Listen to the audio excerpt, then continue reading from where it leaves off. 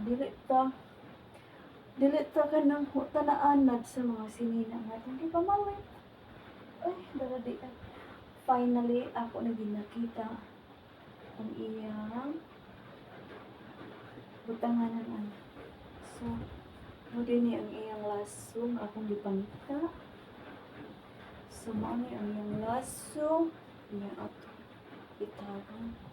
So, mao ni siya. Iana din na ito.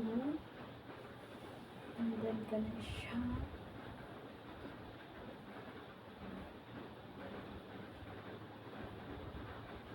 And then, kung ganahan ka nga imo siya ipa-font.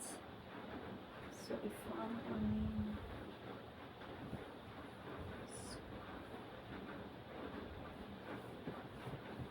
Kana lang ang akong isuot outfit for today.